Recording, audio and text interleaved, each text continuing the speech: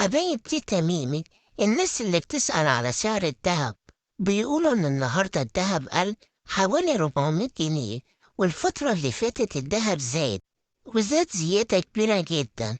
وشفنا قبل كده لو قل شوية بيزيد بعدها كتير. وإيه حكاية أمينة الدهب أو المشمهندسة أميرة حسان؟ ومن فضلكم حبايبي اشتركوا في قناتي وفعلوا الجرس عشان يوصلكوا كل حكاوي ونصايح تتميم الجديدة. الباشمهندسة أميرة حسان بقت أشهر واحدة في مصر والوطن العربي في تجارة الذهب. هي متجوزة وعندها ولدين، ومشهورة بالأسد اللي وزنه 150 جرام، والتاني الصغير اللي 77 جرام. أميرة حسان اشتغلت في الهندسة المعمارية لمدة 15 سنة، وبعدين قررت إنها تعمل مشروع تجاري خاص بيها، واشتغلت فعلا في الذهب.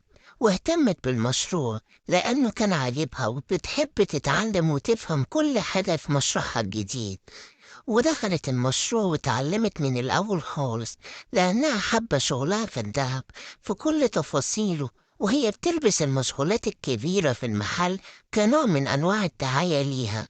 وهي بتقول مفيش حاجة صعبة على حد مهما كانت، ولو الواحد بيحب الشغل اللي بيشتغل فيه يبقى هينجح طبعا. ولو مهتم بالحاجة اللي بيحبها وبيديله كل اهتمام وكل تفاصيله طبعا بينجح. وهي إنسانة محبوبة ووشها بشوش وروحها حلوة، وليها كاريزما عالية ورقيقة وجميلة، وطبعا جريئة إنها تغير نوع شغلها من مهندسة إلى المشروع الخاص اللي بتحبه. واحنا عارفين إن أصحاب محلات الدهب كلهم رجالة، واللي بيقفوا يبيعوا الدهب كمان رجالة. وهي ست وتعلمت تبيع وتوزن وتعرض الدهب.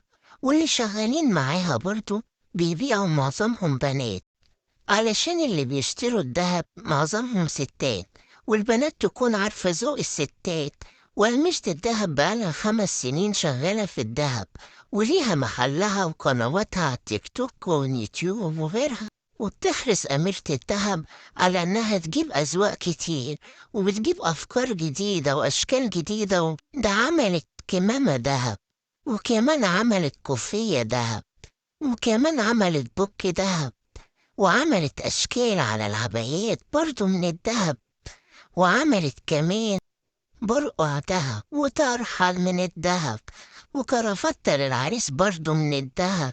دي عملت لازمة دهب الفردة لوحدها كيلو 300 جرام، حتى الحبل من الدهب.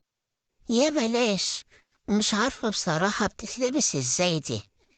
نصيحتي ليكم حبايبي، بيقولوا زمان إن الدهب زينة وخزينة. وأنا عارفة إن الزمن صعب، بس لو واحد عايز يحوش فلوس حتى لو بسيطة يحوشها في الدهب. ولو مبلغ كبير هيبقى سبايك. بعد فترة لما يكبروا هتلاقي سعره عالي جدا، ومتهيالي أحسن من أي استثمار تاني، ومفيد في الأزمات. وربنا يرزقكم ويوسع في رزقكم.